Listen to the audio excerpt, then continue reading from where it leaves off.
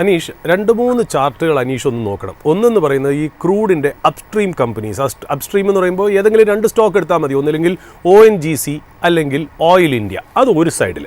മറ്റേ വശത്ത് ഈ ഡൗൺ സ്ട്രീം കമ്പനികളായ HPCL, BPCL, Indian oil corporation. അതായത് നമുക്കറിയാം, ജസ്റ്റ് ഒന്ന് അനീഷ് ചാർട്ട് എടുക്കുന്ന സമയത്ത് ഞാൻ ജസ്റ്റ് ഒന്ന് എക്സ്പ്ലെയിൻ ചെയ്യണം. അതായത് ക്രൂഡ് 2021 ലെവലിലേക്ക് താഴെ പോവുക എന്ന് പറഞ്ഞാൽ അറിയാലോ, വളരെ ഇമ്പോർട്ടൻറ്റും സിഗ്നിഫിക്കൻറ്റും ആയിട്ടുള്ള ക്യൂ ആണ് ഇന്ത്യൻ മാർക്കറ്റിനെ സംബന്ധിച്ചിടത്തോളം എന്നുള്ളതാണ്.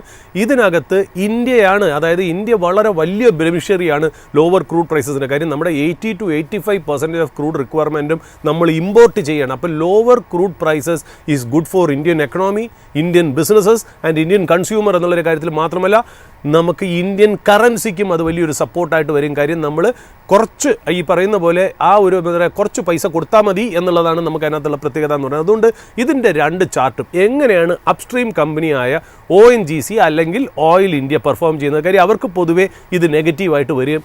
എന്നാൽ ഡൗൺ സ്ട്രീം കമ്പനികളായ HPCLനും BPCLനും ഇന്ത്യൻ ഓയിൽ കോർപ്പറേഷനും ഈ പറയുന്ന പോലെ ബെനിഫിറ്റ് ആയിട്ട് വരണം എന്നുള്ളതാണ്. ബട്ട് ഞാൻ ഒരു കാര്യം കൂടെ ഞാനൊന്ന് ഫണ്ടമെൻ്റലി ഒന്ന് പറഞ്ഞോട്ടെ. ചിലപ്പോൾ ഇങ്ങനെ സസ്റ്റൈൻഡ് ആയിട്ട് നിൽക്കുകയാണെങ്കിൽ ഒരു ഓയിൽ പ്രൈസിൽ ഒരു കട്ട് കൊണ്ടുവരാനും ചിലപ്പോൾ ഗവൺമെൻറ് മടിക്കില്ല കൺസംഷൻ ഡ്രൈവ് ചെയ്യാനായിട്ട് എന്നുള്ള ഒരു എക്സ്പെക്റ്റേഷൻ എവിടെയോ പുറകിൽ ഒന്ന് പറയുന്നു എന്ന് മാത്രം. ഒന്ന് ചാർട്ടിലേക്ക് വരാം. മനീഷ് ഒന്ന് നോക്കി പറയൂ. തീർച്ചയായിട്ടും ഞാനും അത് പ്രതീക്ഷിക്കുന്നുണ്ട്. കാരണം ഒരു നെക്സ്റ്റ് ഇയറിൽ ഒരു ഇയർലി ഇത് വരുമ്പോഴേക്കും ഒരു നെക്സ്റ്റ് ഇയറിലെ ഫെബ്രുവരിയോട് കൂടിയൊക്കെ ചിലപ്പോൾ ഒരു ഗവൺമെന്റ് ഒരു കട്ട് കൊണ്ടുവരാനുള്ള സാധ്യതയുണ്ട്.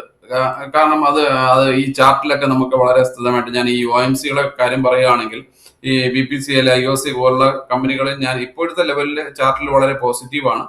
ഈ പോസിറ്റിവിറ്റി കണ്ടിന്യൂ ചെയ്യുമെന്ന് തന്നെയാണ് പ്രതീക്ഷിക്കുന്നത്. ബട്ട് അവിടെയും ഗവൺമെന്റ് ഒരു സ്പേസ് ഉണ്ട് എന്നുള്ളതാണ് എനിക്ക് തോന്നുന്നത്. കാരണം ഒരു കൺസപ്ഷന്റെ ഡ്രൈവാണ് ഇപ്പൊ ഗവൺമെന്റ് നടത്തിക്കൊണ്ടിരിക്കുന്നത്. അതിന് സഹായകരമാകുന്ന രീതിയിൽ കൂടുതൽ ഒരു ലോജിസ്റ്റിക്സിലേക്ക് പുഷ് വരുന്നത് കൊണ്ട് എനിക്ക് തോന്നുന്നു അത് കുറച്ച് കട്ട് ചെയ്യാനുള്ള സാധ്യതയുണ്ട്. പക്ഷെ അത് ഞാൻ എക്സ്പെക്ട് ചെയ്യുന്നത് ആഫ്റ്റർ ജനുവരി, ഈവൻ ഒരു ഫെബ്രുവരി നിയർലി ആയിരിക്കുമെന്നാണ് എൻ്റെ ഒരു എക്സ്പെക്ടേഷൻ. ബട്ട് എൻ്റെ ഒരു എക്സ്പെക്ടേഷൻ മാത്രമാണ്. ഇപ്പൊ അതിന് മുമ്പ് വരാം. ബട്ട് ചാർട്ടിലെ OMC കമ്പനികളെല്ലാം തന്നെ പോസിറ്റീവാണ്.